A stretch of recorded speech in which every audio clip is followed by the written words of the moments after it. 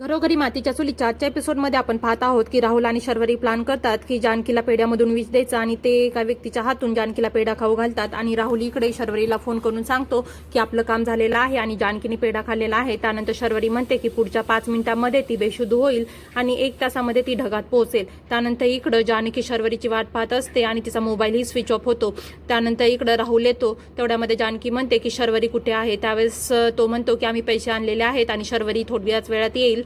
त्यानंतर ती पैशाची बॅग जानकी पुढे ठेवतो. त्यावेळेस जानकी पाहते की त्याच्यामध्ये ते पैसे असतात आणि ती तिथून बॅग घेऊन जायचा विचार करते. पण तिला पेढ्यामधून विष दिल्यामुळं तिला काहीच समजत नाही आणि तिला चक्कर आल्यासारखं होतं आणि ती प्रयत्न करते की बॅग घेऊन घरी जायचा, पण ती जाऊ शकत नाही आणि ती तिथं बेशुद्ध होऊन पडते.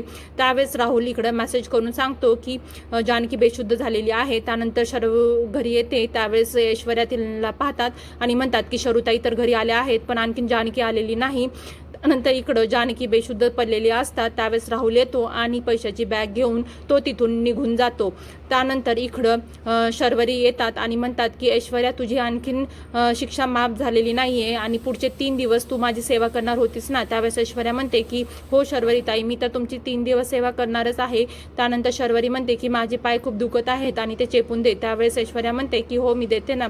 आणि त्यानंतर ती अवंतिकाला म्हणते की तू फोन कर आणि जानकीकडे ते जे तेल आहे ते मागून घे. तेवढ्यामध्ये अवंतिका म्हणते नाही, मी तिच्याच रूममध्ये जाऊन जानकीताईंकडून जेनोमची बॉटल घेऊन येते. त्यावेळेस शर्वरी घाबरतात आणि म्हणतात की मला काही तेल किंवा जेनोमची बॉटल नको आहे आणि मला कडक कॉफी हवी आहे. त्यावेळेस ऐश्वर्या म्हणते की हो मी तुमच्यासाठी अशी कडक कॉफी करेल की तुम्ही आयुष्यात परत माझ्या हातची कॉफी मागणार नाही.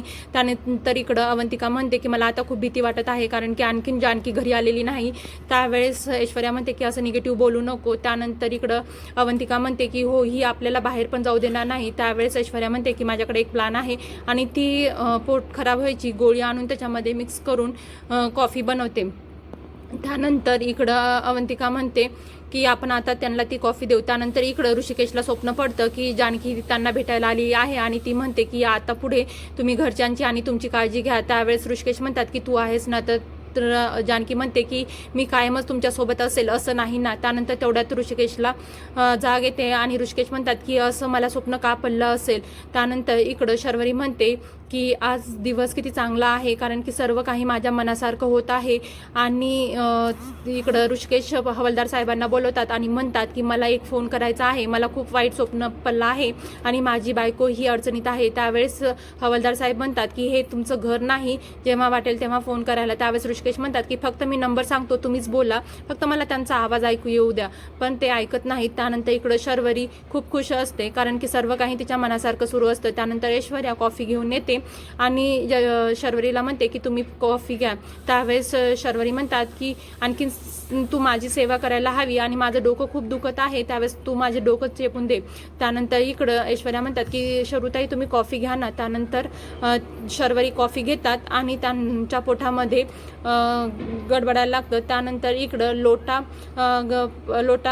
लोटा घडी म्हणून ऐश्वर्या खूप खुश असतात. त्यानंतर अवंतिका आणि ऐश्वर्या त्यांची थट्टा करतात आणि त्या रूममध्ये निघून जातात. त्यानंतर इकडं अवंतिकाला ऐश्वर्या म्हणते की मी रेडी होऊन येते, तोपर्यंत तू हिच्यावरती लक्ष ठेव. त्यानंतर इकडं दोघीजणी जानकीचं ज्या ठिकाणी लास्ट लोकेशन होतं त्या ठिकाणी येतात आणि मंदिरामध्ये तिची शोधाशोध करतात पण जानकी काही सापडत नाही.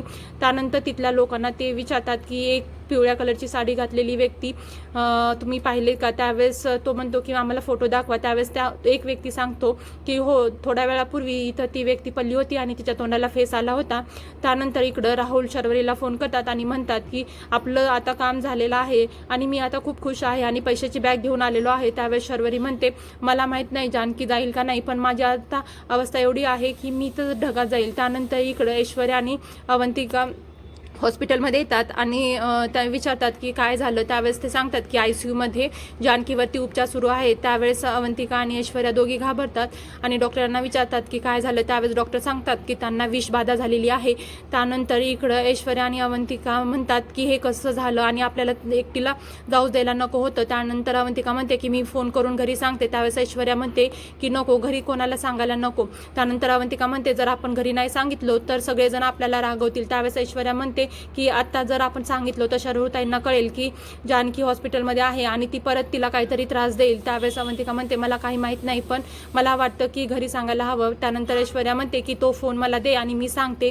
त्यानंतर ती घरी फोन करते, पण घरी फोन कोणीच उचलत नाही आणि सुमित्रा आई बाहेर येतात। त्यावेळेस ती सगळ्यांना आवाज देते पण कोणीच येत नाही। त्यावेळेस शर्वरी बाहेर येतात आणि म्हणतात की मला काय माहीत की तुझ्या सुना कुठं आहेत आणि त्या कुठं जातात ते कोणाला काय माहिती। त्यावेळेस सौमित्रा आणि सारंगही येतात आणि म्हणतात की